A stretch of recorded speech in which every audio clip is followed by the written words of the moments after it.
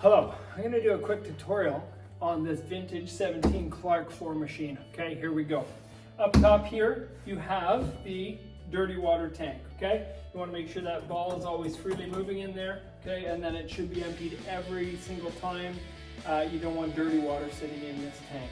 Also, you can leave a cloth or something like that just propped in here so that it leaves some airflow in the tank.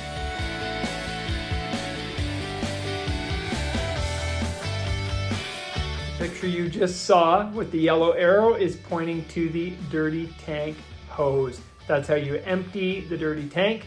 You take the cap off of that hose, you dump it into a pail or a drain, put the cap back on, and your tank is drained. You can fill the clean water in this little hole right here. That's where you just use the sink water. You would just pour clean water into that. You don't need to be putting chemicals into this, into the mixture, okay? There are times that we may want to do that, and if so, then we can put a little bit of like a neutral floor cleaner in there. Okay, that's how you do that. These pads, you basically just lift this up. This pad will come off. If you ever need to replace just the pad, you can pull that off. You put on a new pad, line it up nicely so that it's nice and even, and you just basically pop it on, and then when the machine comes back down, the pressure on the machine will keep the pad on the floor. Okay? So that is how you do that. If the whole thing for some reason needed to come off, this whole unit spins and this will come right off. But that needs to be on together for this thing to be working together. Okay? And that also, you basically just spin it back into place. Okay, that's how that works. I'll show you the back end. Handle here. If you lift that, that will lift the squeegee off the ground at the back, and you can lower it down again with that little handle. Okay? And there was your plug-in area. So you just unwrap that and plug it in to the generator's plug.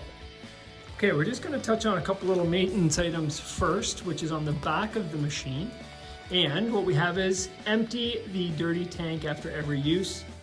Prop dirty tank open after each use. We touched on those two items. Clean and wipe squeegees daily. Change floor pad as needed. These items need to be daily checked and kept an eye on. Okay, I'm going to just set this up here for a moment so you can see what I'm doing. So right here we have, this is the squeegees we're talking about when we talked about clean and wipe the squeegees daily. So these squeegees right in here get very, very dirty. You can pop these little clamps off very easily, as you can see. So they just loosen off. They slide off.